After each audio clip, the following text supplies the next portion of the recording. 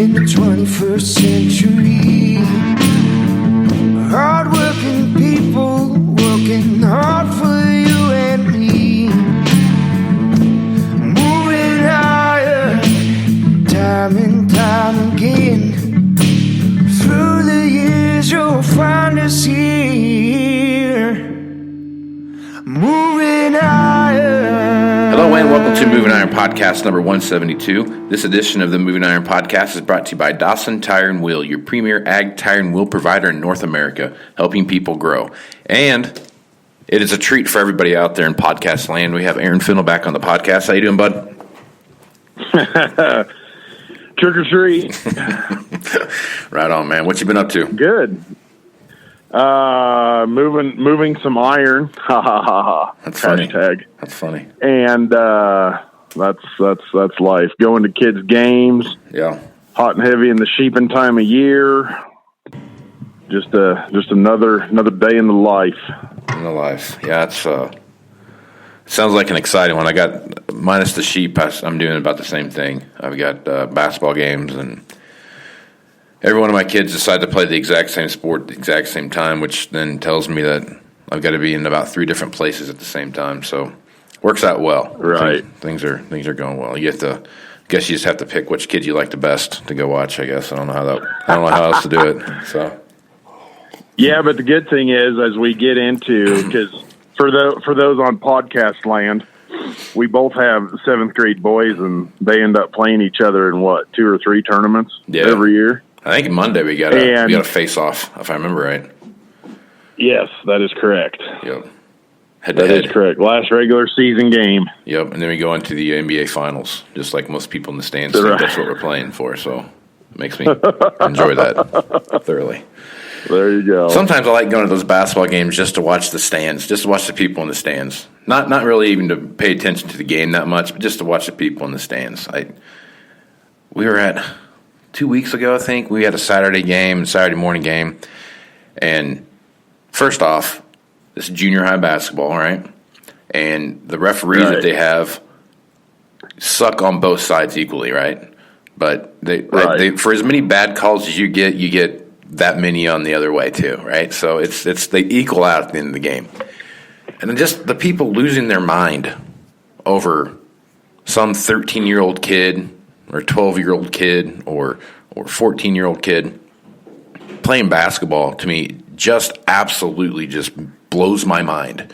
I cannot get my mind wrapped around the fact that it means that much to them. That in 7th grade, which I don't even remember a single game I played in 7th grade.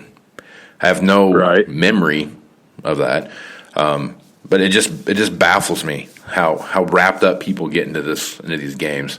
And to me, it's worth the price of admission just to go watch somebody lose their mind to the point where the referee has to walk over to the stands and basically says, if you guys say one more word, we're going to kick you all out of the game and we're going to put technical fouls on your team. Now, that to me does not seem to help. Now, just this is me from the past. So I found out at an early age that the more you complain, the more attention you get drawn on yourself, and the more apt are you to get penalties thrown on you for holding and all the other non-athletic things I had to do to be successful, right? And they had, this whole entire town just jeopardized the entire ability for the team to win. That to me just I don't see how that's helping your team win. So it was and actually the calls got more ticky-tack as the game went on after that conversation from the refs. So it made me laugh. Oh God. It made me laugh to the point where I'm like, Jackie, we might get in a fight after this is over with. This could be good, and it was crazy. But every game I've been to so far, there's always the guy in the stands that just is having a complete meltdown. So some people, I guess, live their life through in this case, an entire town is living their life through their 7th grade basketball team. So it's completely awesome. Yeah. On the other hand, I have as most people know me, I am a large human being, and my 7th grade son is like 6'1", 225. So he kind of sticks out a little bit in 7th grade. Yeah. And he has his dad's athletic temper switch. Gotcha. So I don't really yell at the refs, but I notice certain things during the game. We have to have a discussion afterward, because to the point now where he might shake his head or shrug his shoulders, as kind of attitude-y. And I'm like, now you're getting a raised eyebrow from the ref. So you need to stop that. He's like, okay. And he does. He listens to me and changes his ways. But I had that same conversation with my I'm boy. like, dude, it's 7th grade. Yeah. Had that same conversation with my son. And for whatever reason, he can't understand why he gets called for fouls when he puts his hand on the guy's shoulder and then uses it as a catapult to jump up and swat the ball down. He can't understand why that's a foul. And I have that conversation with him, like, now, see, I go, yeah, dude, that's because he's the guy. He's like the chronic hacker. I don't know how else to put it. I mean, he's the right. You coming in the middle, you're going to get a axe chopped to the forehead. I'm pretty sure, and he can't understand why he's getting all these fouls. And so I videoed it the other day. I was watching it on the video, and I'm like, hey man, see right there, you can't use his shoulder as a catapult to pull yourself up to swat the ball. That's a foul. That's what they call that. So we had a long conversation about that. But yeah, same deal. You gotta cool the tempers, and when you're out there on the field, you gotta detach from what's going on around you. But correct. All right. So enough basketball talk here. Let's talk about some iron for a little bit. So basically, here's where we're at. We came across October, November, December. Tons of stuff got moved. January seemed to be somewhat of a decent month. We had plenty of activity going on. Sold a few things. Didn't necessarily make a ton of money, but we sold some stuff and got things moved down the line. But it feels like that people are wanting to buy stuff, right? It feels like guys are out kicking tires. There's the need for planners now has been at an all-time high. I can't tell you how many planner conversations I've had with guys about trying to locate planners or even just trading guys out of planners. The number of planners that we're going to have coming in this year feels like it's going to be a fairly decent crop of used planners coming in. But all in all, it feels like there's plenty of demand out there. What are you seeing? Yeah, I would totally agree with that. I was talking with a dealer buddy, emailing back and forth for a while the other day, and he reached out to me about a 24-row planner, and I had to laugh. You have any idea how much time I've spent the last 5 months going and trying to buy or actually getting bought 24-row planners? Yeah. I think it would make your head spin. And he says, I know. He says, isn't that crazy? We got to talking.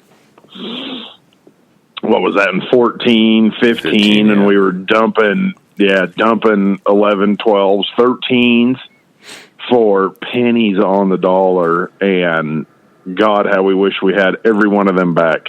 Yeah. Lot rot included. Just let them sit. Just let them sit.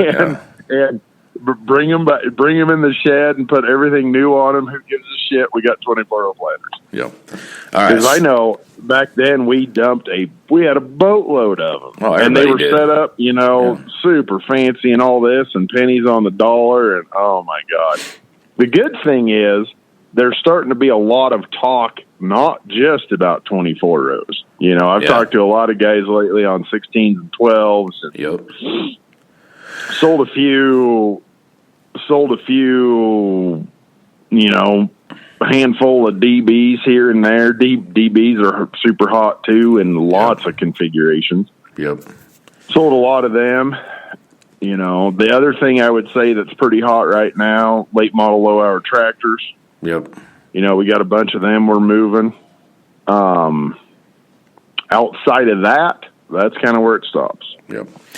Yeah, no, I this planner thing, I was talking with some guys the other day about this very thing, and the planner thing, I believe we've hit that.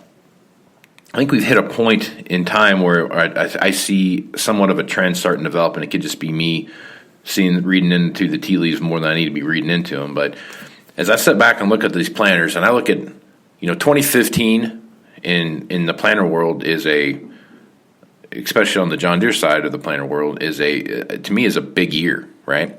And the reason I say that is that's the first year for the Exact Emerge planner. right? So now if you start doing the math on that, you know, if you bought a brand new 2015 planter, that would have been 15, 16, 17, 18, 19, right? So you've got 5 years, 5 seasons that you would have used that planter. Now, in the equipment world, 5 years is a pretty big swing in the overall gap in machinery. I mean, technology-wise and everything that kind of plays into that, the value that you start seeing different things come at. What I've noticed in planters, the difference between like a 2014 8R versus a 2016 8R, there's not much difference there, right? I mean, it's a, you know, an 8370R, 8345R, 8335R, all those different machines, those 2 year difference isn't a big deal, right? I mean, it's not like it's an overwhelming just mass change in events.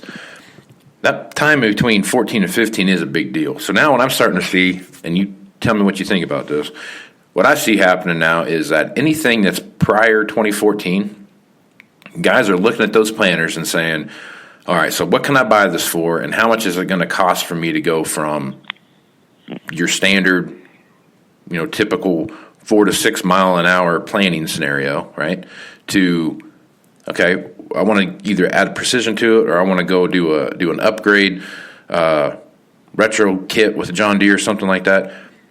How much is it going to cost me to do that with my initial investment in this planter?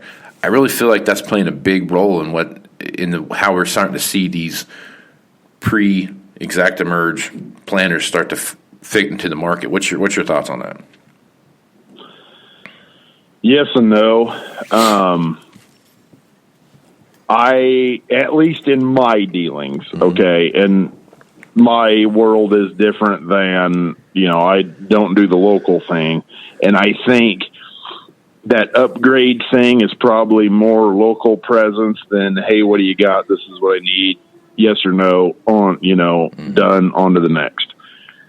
I don't see a lot of that in my particular world. I do know, you know, there's talk of it and this kind of thing. I know John Deere is very good about, you know, they have pre-selected packages where, okay, you have this planter, here's your kit. You have this planter, here's your kit. You don't have to piecemeal it out and all that kind of stuff. They make it very, very simple. It is not free by any stretch of the imagination to do that. No, and I think, free, man. That's expensive. Right. And it's not blow your mind expensive, but it does require an investment. Right. You know, so I think you have some guys that are like, well, I do this kit. Basically, this planter is brand new. Right. Okay. Yep. And I do it for this versus a new one costs, you know, this giant number over here. Right. The very next guy might say, I would love to do that, and I realize I can do that, and it's, you know, X dollars cheaper than a new one, but I have it, I run it for 5 years. How much of that am I going to get back? Is it worth it to me or not? Decides not. And at that point, they're, you know, two guys, two different opinions on that. Is it worth it or not? One guy, absolutely worth every penny. The next guy, no. Yeah.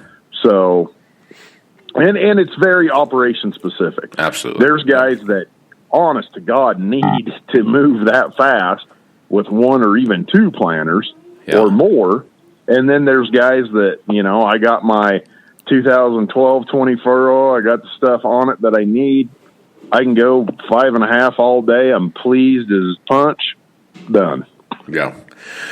Yeah. No, I think that's true. And I think this, again, it goes back to the speed thing. We've talked about this before, that it feels like the speed side of the equation is not necessarily what's selling that planter. It's the difference agronomics that come along with it, you know, emergence and singulation and those different things, independent rows that are independent from everybody else, all however many rows you got, the independent downforce that you see on all those things, so that no matter where you're at or what you're doing, you know, we're right there. That kind of technology, I mean, really, you can take a 10-year-old planter and make it the exact same thing as a brand new one, right? Same technology on it, everything about the same. The crazy thing about that is these older planters could have some more value to them as this comes where we're starting to look at, we've got variable rate seeding right now and those kind of things, and we're actually really close to seeing variable rate, not just seeding, but the actual variety that you're putting in, right? You can run multiple varieties before too long, and that could be a big thing. So I don't think older planters are going to get more expensive. I don't think their value is going to go up any. What I think you're going to see is these older planters are going to have a bigger draw to them as what, fellas, I can make $100,000 investment in this 24-row planter over here, or $80,000 planter, or whatever it is, and I can go and spend another $200,000 on doing whatever I need to do to it to bring it up to the latest and greatest technology. And at the end of the day, you've got $380,000 in this used planter. But the brand new one's $600,000 or $500,000 or whatever the number is, and what we see happening there. To me, I think there's going to be, as these planters get more expensive and as the demand for new technologies coming in, this is an easy way, comparatively to every other platform that we see out there on the in the equipment space, that you can take something very, very old and make it very, very new, and it's not going to be any different than what you're buying off the shelf. Yeah, I would agree with that. It's not going to bump up the value or the price, not the value. Right. The value is extremely high. It's not going to change the price numbers of that 1770 24-row planter. Right. But it's going to make the demand makes the value out of this world. Yeah. Even though that number is the same, because as you and I are talking about, two different guys still want that planter big time. The guy's going to leave it alone, and the guy's going to convert it, and it just becomes that market at this very moment today is if you want it, you better buy it, because the next time the phone rings, it might be gone. Yeah, and that's the craziest thing. So we track that all that information and what that looks like. And if you go through, I'm getting ready to write an article for.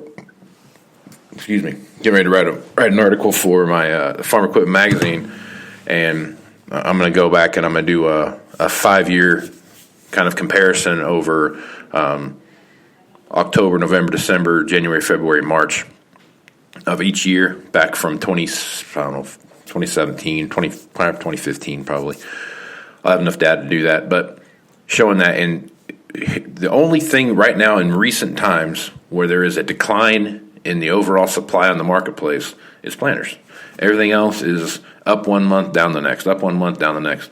Planters have a consistent supply anyway, of where they're showing month over month a decline in overall value, not value, overall supply numbers. Yeah, so which that tells you that, again, you go out and you sell off everything that you can sell off in just the number that were out there in, I got it right here in front of me. If you go back to 2014 and you look at planters, the numbers that were out there in 2014 were staggering. I mean, there's a ton of planters out there for what they were. August 1st, 2014, total listings for planters, there were 7,642, and they grew and grew and grew and grew up to about April of 15 to a high of about 8,000, a little over 8,000 planters, and they just took the number that got taken off the market from then. Every month after that has just been absolutely just staggering. I mean, we're down to now where we've got, as of this month, our planter numbers out there as a total are about 4,700. So we've almost cut the almost half of what was out there 3 years ago, or 5 years ago. So, yep.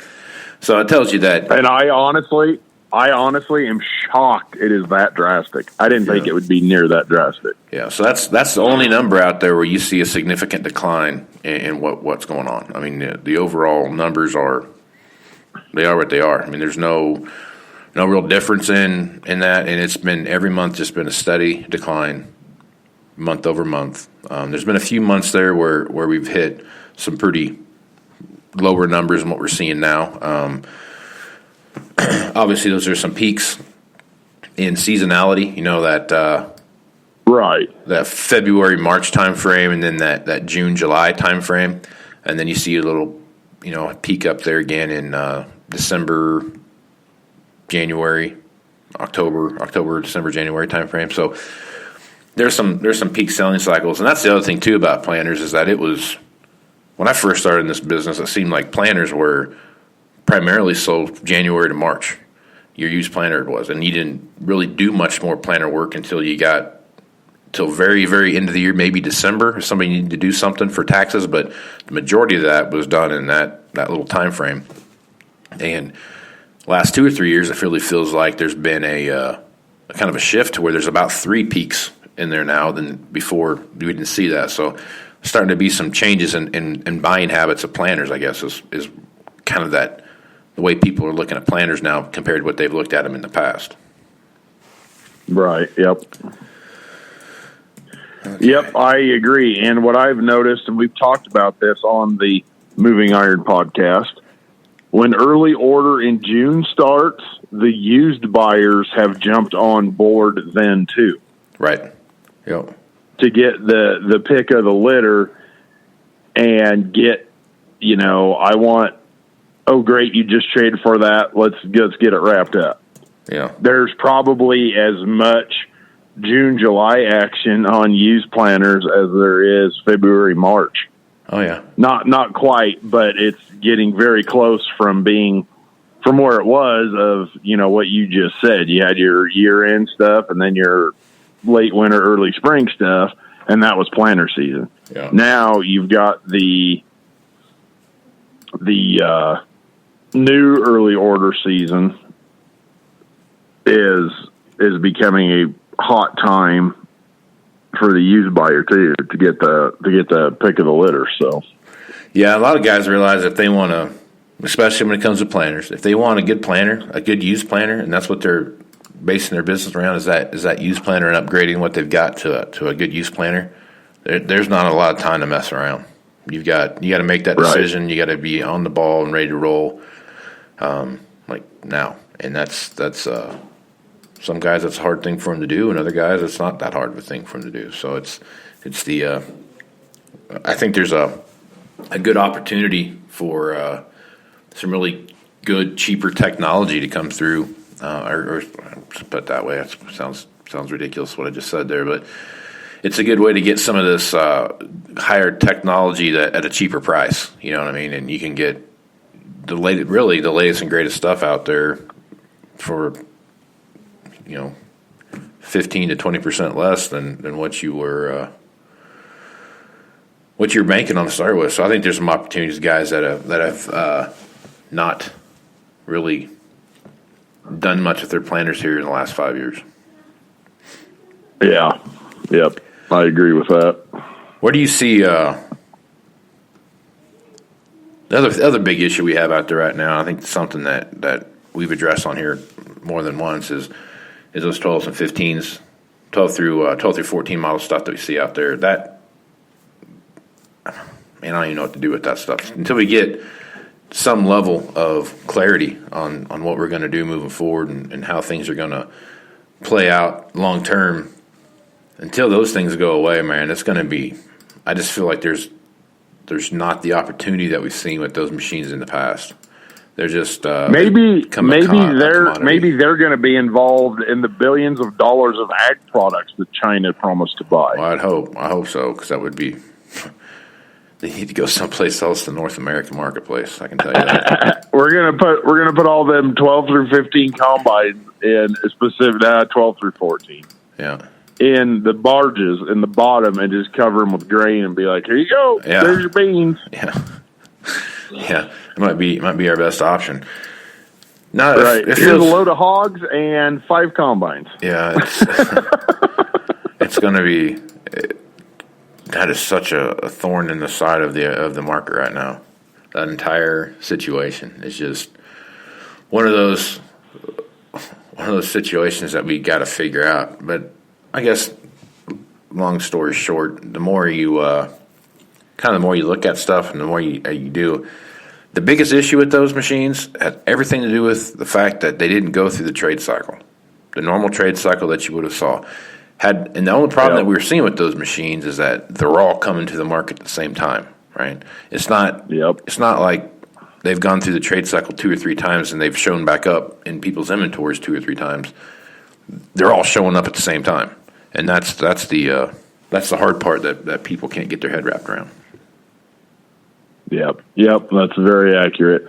When we lost the second, third, and sometimes fourth buyer to new for about 3 years there, that had a dramatic, an unspeakable, let's be very dramatic about it, an unspeakable impact on the trade cycle and machine numbers and all of that.